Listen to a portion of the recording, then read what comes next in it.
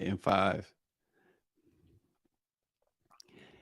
Good morning and welcome to the National Newspaper Publishers Association's Let It Be Known. It has happened again. America wakes up to news that a hip hop star was fatally and senselessly shot. This time, the rapper is Takeoff of Atlanta's platinum hit machine, Migos, who was slain early Tuesday in Houston, according to the group. Houston police responded to the scene of a downtown shooting at a bowling alley and a pool hall, finding Takeoff dead. The two other victims were taken to hospitals and private vehicles. They are expected to be okay. Quavo, who was there with his relative, not just his bandmate, but his relative, he was not physically hurt, but if anybody has seen the devastating video that has circulated TMZ and the web, you see how hurt he was, how this tragic Takeoff's death is the latest in a trend that stretches back to 2018. Each year since then, gun violence, whether through robbery or disagreement, has killed at least one hip-hop artist who was either already famous or on the cusp of crossover fame. Takeoff's murder follows the deaths of stars like Half Ounce, PnB Rock, Young Dolph, King Von, Pop Smoke, Nipsey Hussle, and you all get the point. We can go on and on. And here to discuss this with the Black press is one of hip-hop's all-time legends, the lead of my favorite group, Public Enemy, the one and only Mr. Chuck B. Hey, Chuck.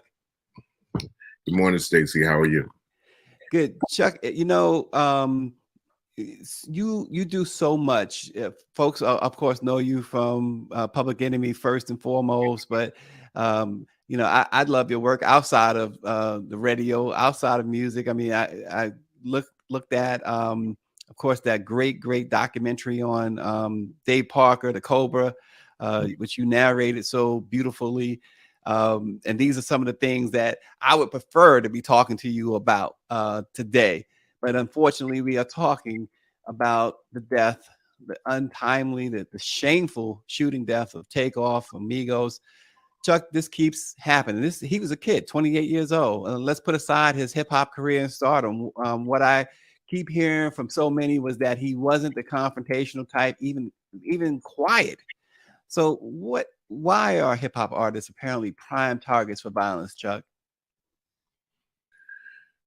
Well, first of all, when you said, you know, you want to be able to, me and you dialogue on things that I like to do, you know, I'm bred in the arts. The arts is my life, you know. Music came along because it's an aspect of that extension of me being artistic as a communicator to the, you know, to the world, or just as an inside communication to myself on the outside. And I exude that. I try to. And those are my joys. I got involved into this because it was an extension of my artistic self that was able to give me a confidence into who I was and how and why I should be here. You know what I'm saying? And it was an extension of myself to lend peace, unity, fun, you know, peace, unity, love, and having fun as the original I guess attributes that hip hop, you know, gave off. But somehow the culture of what it was, what it is, and what it came out of to get away from those ills in the 70s and the 80s, you know, if you look across the board, you know, we as a people might have been broke, but it was hard to break us, and we wasn't broken. Right. We were connected to each other, and the arts and the musics were understood as extensions of, you know, when you played a Stevie Wonder and the Gladys Knight in the Crib, it was like they was your aunts and uncles. So they spoke to everybody. And very rarely did we have artists that were our young age at that particular time as teenagers and younger, or maybe even in the early 20s, that actually spoke directly to us. Artists were usually, you know, older types when they were big, you know, and they had some tenure underneath them that you know made them big. They wasn't like boom, come out of nowhere. You know, they had to come up through the ranks, you know what I'm saying? And when Yeah. they came up through the ranks, whether it was artistic, levels that they had to rise up through, you just didn't come out of nowhere and be dope out of nowhere. Hmm. You had to come up through a chain of events, through a rites of passage. And you hit that stage. When you hit that stage, understood that you came through a lot, just like, boxers. Boxers just don't go into, the heavyweight championship of the world. Right. You got to go through a lot just to be seen. And that's how it was. To be heard, you had to go through a lot. Even in your neighborhood, you had to be the best out of the best out of the best. And when you was the best out of the best out of the best, you knew how to handle the crowd. You know how to rock the mic. And people left with the greatest time of their life, even in your neighborhood. Right. Well, that kind of got interrupted, man. You throw out a rites of passage, you could come out of anywhere from any time with no proof of who you are and who you're speaking to. And that's what the industry formed. The industry formed when it became a recorded industry. It became this thing that could make you instantly, boom, come out of nowhere and then dictate to a large audience. Yeah. And the lowest hanging fruit that was always kind of like familiar in music and black music, lowest hanging fruit was always the streets. Hmm. Whether in the 50s, you rocking in, blues, in the pool hall and the beginnings of R&B. And, that was grown folks music, but it was also, grown folks issues and stuff like that in the 50s. And, then later on in the 60s, it became a little bit more applicable to teens, like Motown and all that. So that was then. The answer, that was a long beginning of the answer to the question, why is this happening? Because somehow the narrative of hip hop was, co-opted by, okay, you coming in here and your only purpose is to figure out how you get that bottom line, that bottom. And the thing that was always the lowest hanging fruit for black folks is the problems. And if we could grab the problems and make something out of the problems and reflect the problems and even have to be the problem sometimes to relate, then all of a sudden it was first a reflection became a dictation. It's a lifestyle that's out there. But in the beginnings of hip hop, it was like how to get away from the lifestyle. Exactly. I keep saying the same thing, actually. The cats back in the days, there was a clear separation, man. We had a separation, like over there, like in my hometown in Roosevelt, we knew who the thugs were, the ball players, the cats that just went to the park to talk to the girls. We had definitive separations of who you were as a personality and who you were forming to be growing up. When it came a synonymous thing, like this is the role type and this is the archetype of black males in America, and it's just this one type of like if it comes down to this, I'll roll on you. That's when it became a murky area, because this image was the one that was palatable to being sold to white America as this is who we are. We ain't nothing else. Yeah. How much does money play a role in this, Chuck? Because back then, you guys did so much, but the money is different. The money is white America, young white kids, and I would say, I'm being general, young white kids are,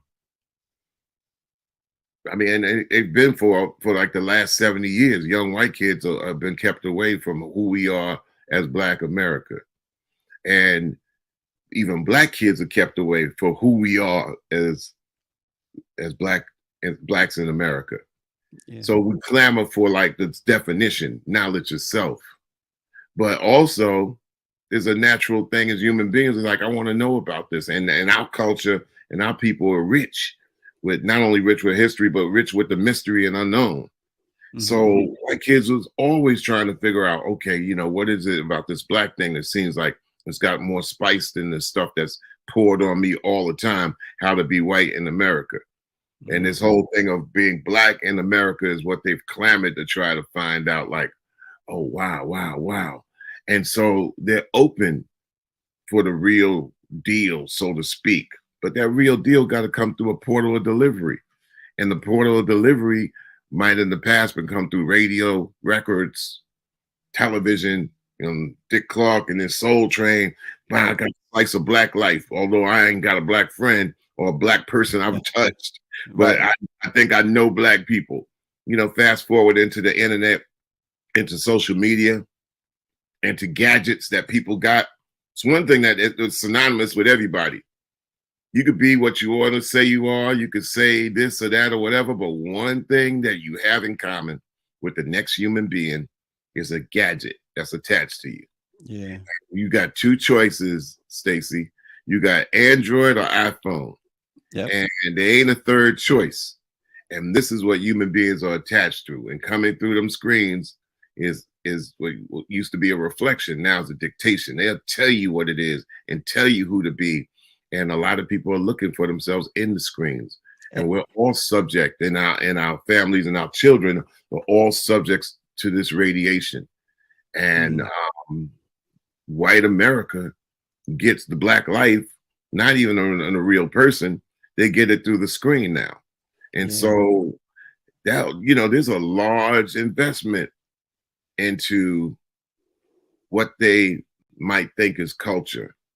It's a large investment, and it's different from before. Before it was like, boom, you come up, you happen to get a little thing going in, you play a concert, people paying $5, $10, $15 a head, you know what I'm saying? Right. You got your percentage of that. You got 15% of a record deal, and you're splitting with 10 other members and stuff like that. So it was a living. Yeah. Nobody made a killing. Even the promoters and people like the record company, everybody was trying to make a living. That's when you talk about it was a black market, black demographic, and we also got to pay attention to the population. How many people we got in the United States of America anyway? And we come up with this 12 to 15%. Well, with 12 to 15%, there's a lot there, but it ain't 90%. It ain't 70%. And when you talk about selling something to white America and the populations that are inside the 320 million people, and then it becomes pop, which is popular. And what's popular sold from black people is always like, we're going to push the negative narrative. Yeah. And that's a big price tag. And unfortunately, it gets recognized like now, Takeoff is dead, right? PnB Rock is dead. Pop Smoke is dead. And we keep charts. And they shoot up the charts, and all of a sudden their death becomes the biggest story. And not only the biggest story, it's the lingering story. And that's macabre behavior on all parts. It's macabre to continue to talk about the story. It's macabre when they shoot up the charts and all of a sudden their biggest records happens post-mortem. And almost people, an incentive, right? Well, people might argue, they say, well, Elvis got bigger even after he died. Yeah, but Elvis was big when he lived too. But the whole thing of people in their prime before they reach 30 and 40 years old of murder, she wrote, being the narrative of the most lucrative in this genre is disturbing. Yeah, it's so disturbing. And let me tell you, man, I held up this sign last year. The artists that were 40 and over who had died of illnesses and diabetes and overdose. And then you have the young ones. It's murder and the overdose. And then in the rock world is this overdose and suicide.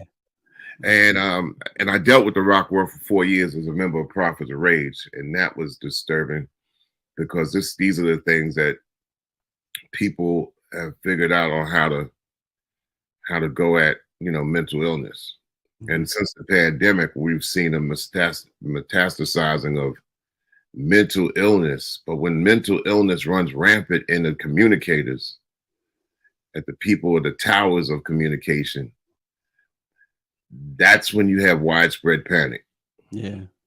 Yeah. You know, Jamil Hill, who I always appreciate a lot of things she says and does. She said that she was in college when Biggie and Tupac were killed, and she said she thought there was no way we'd ever experience anything remotely close to that again. She said now it's happening so frequently that you barely have time to recover before someone else is killed. I mean, you know, a lot of people thought, okay, that was it, right? It's an eye opener in many ways. Biggie, Tupac is enough, and then of course, you and I was at Jam Master Jay's funeral, and we you know 2001 or something like that, 2002, and we saw it happen there, and now it seems like a frequent occurrence. Like as I said at the top of this show, at least one a year. I mean, where are we? Where are we? What are we doing? It's happening once a month, bro. Once every 2 months. So, and that's been heavy for like the last, 2 to 3 years. If you want to go 2 to 5 years, on artists that might not be nationally known, but they are known within the genre of somebody that people follow. And people follow, acts quicker and differently than before. Before it's like, okay, let me follow this act, go to the concert, go to the store, do the in-store, whatever, listen to them, maybe, hopefully they get on the radio. Now they can follow them instantly. Go on the phone, click on, boom, I'm there, I'm with them. They communicate with me. I mean, they giving me heat. We go back and forth on Instagram and stuff like that. So it's instantaneous. But one thing, Stacey, the arts are not taught. And when the arts are not taught, you can have a whole bunch of problems between people not knowing the line between fantasy and reality. That seems to be a big problem. Well, we as Black folks, if you don't have control over your economics, your education, or your enforcement, or your environment, the 4 E's, then you don't have control over your reality. Those are your realities. Yeah. And if you ain't got the reality, the fantasy world could get sold to you real quick. They could sell the white world a fantasy world, but they also are rooted in the certain realities of control and positioning that these countries' laws and bylaws and constitution fights for. But with us, we're clamoring to get out of a plantation state, Yeah, recently my producer, you met Greer, she attended a special meeting to unite hip hop, Special Ed, KRS-One, yourself, leading the charge with All in the Same Gang movement. Obviously, there's a message to provide, but what is the message? What to reach this generation, though? How do you reach this generation? How young is young, and what's the generation? Generation is 5 years apart. You got a 28-year-old and a 23-year-old that probably don't even relate to each other because they think, they could build on their differences of who they like, what they choose to do. So the generation gaps, I think, and just not getting long-winded about that. Once upon a time, when white America was complaining about the quote unquote generation gap, that I remember when I was growing up in the 60s and 70s, we as Black folks never really had a generation gap. We had passed down, boom. You got your elders passed down. We kind of like the same music, or better yet, this is what you better do. This is what we doing. And you got your space, but your space is within our space. So we didn't have these areas of separation. And then all of a sudden in 1980, I remember it was the beginning of the generation gap because it was fueled in our communities by the influx of super drugs and guns. You couldn't really find easy guns in 1970, but by 1980 you could, especially in New York, and that spread like wildfire during the R&B 80s of Reagan and Bush. Yeah. So that began the area of separation and also generations, where an older head might have got locked up or eliminated from the community from COINTELPRO, and the younger head comes up and gets fast, big money and got a gun to protect it. The old head might return, or old head might be around with a certain code of hood ethics that the young head just says, well, F you, old dude, what could you tell me? I got more money than you. You a crack or a smackhead, and I'm not respecting you for anything. Mm-hmm. That whole imagery just destroyed the generation gap of the OG and the young head. And that was in the 1980s. And you fast forward into the 90s and the years into the new century, and the gaps have widened. And COINTELPRO, which still continues, but in different forms, fills up the generation gaps with what they want to fill it up with. Animosity, hate, dissension, division, all those things. And it plays out. It plays out even into the streets. Even when the drug game, quote unquote, dried up in a certain sense. You can see that the drug game dries up, but they try to bring it back all the way to the point that the digital drug is disturbing. Right. And the digital drug has got a lot of people addicted and could easily turn into a consumer. And if you turn into a consumer, that means you're flooding your money up into some area of somebody just making money. And that's where that's the games, you know? So the rap game has become also a part of the game of you know, getting your mind, your real estate of your mind. People are paying, not even, you know, they're paying rent to somebody else for the space that's rented out in their heads. And that's what it is, without going deeper, because when you get, when you start going into areas of cats not knowing what you're talking about. But because we're not in a reading and comprehensive public, right, in the United States. So, you know, if you don't read and you happen to lock into something on the digital tip, the fact that it could appear and reappear and get changed and flip or disappear on you is the fact that that's not really reading. Dr. John Hendrik Clark, I posted the other day, I said the dude read and comprehended everything until he was blind. Reading and comprehended, meaning that he, you know, we cannot make light of scholars. The minute we started making light of scholars, like, oh yeah, big deal, they smart, so what? I'm smart, my thing too. When you make light of scholars, then it's the beginning of a bad road to no place, because scholars have to read the good, bad, and the ugly and comprehend it for discussion. Not to say that they write, but they have to be able to field it all. And scholars are studied like that. And I'm speaking for myself, I read what I like. I don't read what I don't like. Scholars have to read what they don't like. That's the biggest difference. That's why you can't belittle their existence. Yeah. And what about the younger guys today in hip hop? Are they listening to their forefathers? Are they listening to Public Enemy? Are they listening to Run DMC or Kool Herc, or you know, the lyrics? I'm reminded, and this doesn't go too far back at all. Lauryn Hill, she said Black Rage is founded on blatant denial, right? She says squeezing economics, subsistence, survival, deafening silence, and social control. Black Rage is founded on wounds in the soul.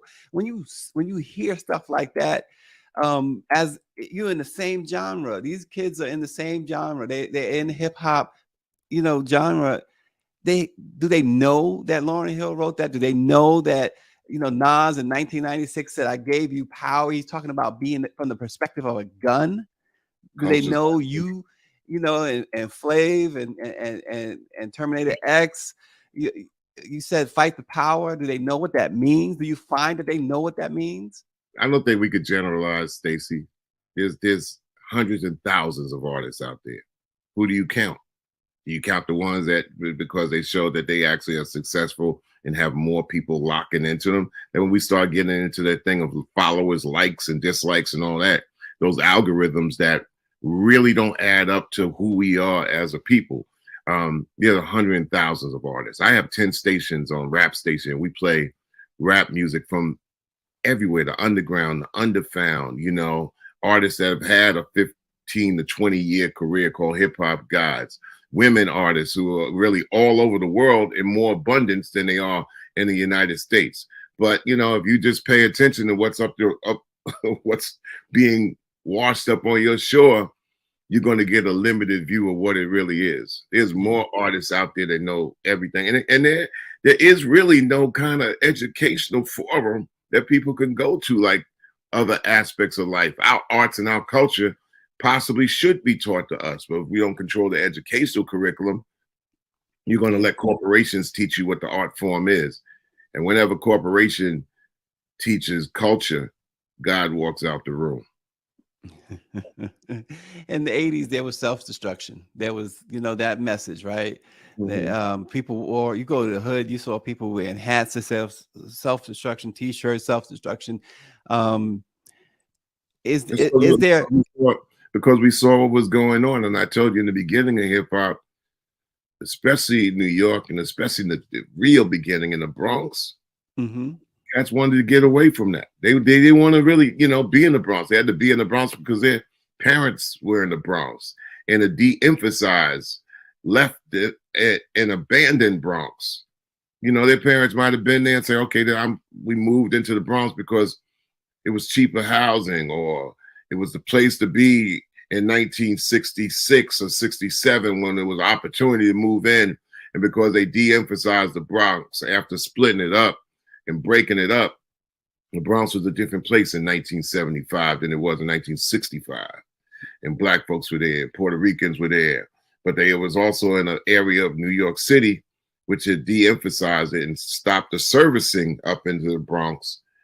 And even New York was left abandoned by the United States of America in a tough, fiscal, beleaguered United States of America that they wasn't sure of itself post the Nixon resigning and Gerald Ford, and nobody knew. And right now, nobody knows the climate going into this country a year from now anyway. It's a lot of guessing now. Pressures and like what the hell is going on. So this was similar in a certain way, where the first people that wanted to spit the angst and what they saw in New York City, and you could say Brooklyn too, you could say Manhattan too, where Black folks were living, a lot of cats wanted to get away from that. They saw the emergence of hard drugs, like internet coming out of nowhere. They saw the emergence of guns, coming out of nowhere. Cats wanted to get away from that. They didn't want to spit about that. So what you had in the 80s is cats also MCs and rappers, and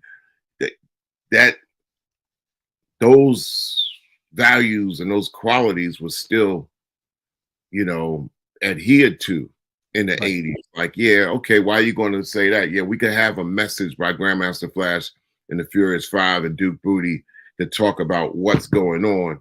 But also Grandmaster Flash and the Furious Five made party records to not talk about those things that everybody saw every day. So there was a balance, and the balance, was talk about what you've seen, but still keep the party rocking and try to at least bring some good times into the picture. Public Enemy, as older heads, a lot of times people said, well, we brought a political message in, but also we came from the 60s. So we remember there was a time where might have been broke, but not broken. And that's all we try to bring to the table. It's like, yeah, this is how it was in the 60s. A lot of cats were born in the 70s doing hip hop in the 80s and the 90s. We were born in the 60s. So we come from, Black Panther Party lunch programs, Nation of Islam doing things in the neighborhood. We remember things like Dr. Martin Luther King and Malcolm X being assassinated when they were living people. We remember, on my birth certificate, it says Negro. And I remember being called colored when I was 5 and 6. And I remember being 9 and 10 and Black was beautiful. That's a 10-year period. So I was able to pour that all into rap songs into the 80s, into the 90s, of where we come from, which had been kind of like pushed under the rug and Americana, so to speak. And this was not only interesting to us as a people in knowledge itself, but it was definitely an interesting curiosity for young white kids to say, what is this thing all about? Right. And internationally as well. And if they're kept away from something that's good, which we all had something good, they will clamor to get it. And that was the way it happened for a while before they realized that also the thing that has gone with Black life in America, in the United States of America, or the Americas, if you want to include the diaspora, which I think is impossible to detach if you want to actually go forward on this planet as a Black person. You got to gather in the whole planet of of our blackness, but that's a whole nother story. Well, But and I'm saying that, with that in mind, this curiosity of like, what is this hip hop thing? What is this black thing? The world always seems to want to know, and they yeah, mimic our greatness. And if they could find a way to finance and mimic and have our people mimic us at our worst, to stereotype and generalize us into being a bunch of murdering thugs and metastasize that over a 10, 15, 20-year period as being normal, then we got a problem. I don't blame the youth. You got to blame. There's some adults who are hiding behind the scenes, who are Pied Pipering and Pied Papering, all this madness into making this thing look like it's normal. So yeah, was it a shootout at a dice game? Yeah. Was it black men involved in that circle? Yeah. But it's somebody pushing buttons and pulling levers, and not only doing it, but they have been enriched financially greatly by these incidents. wow.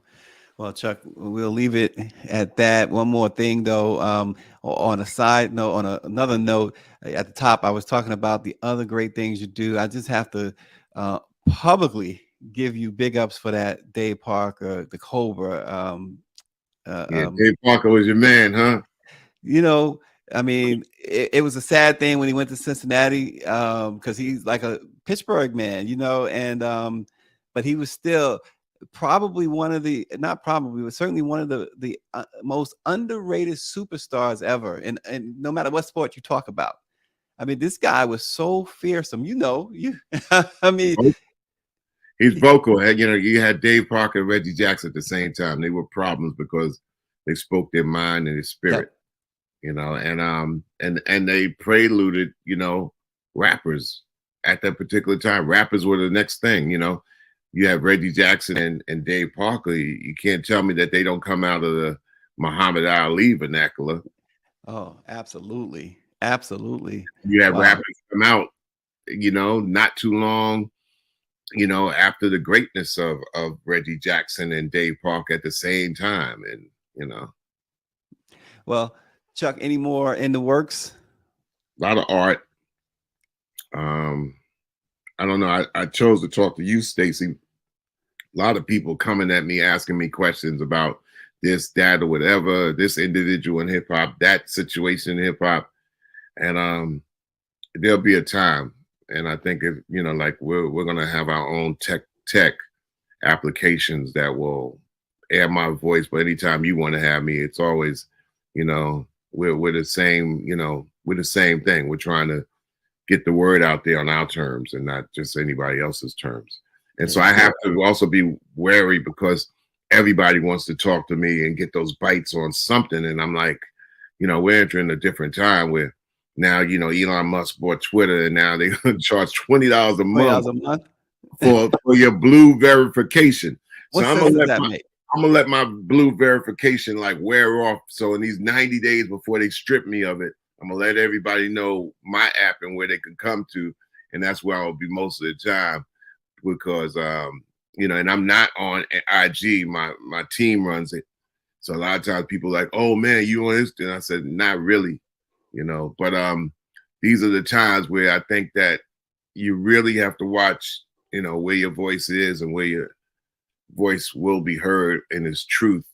And big ups to you and Ben, Dr. Ben, and also Greer for making this thing happen. Yeah, I always appreciate you, Chuck. And we'll see you on a different platform other than Twitter. That's for sure. Chuck Sure. D, the one and only. Keep, as he always has been, fighting the power. We appreciate you, Chuck. Appreciate you too. All Thank the best. you all for joining. Let it be known.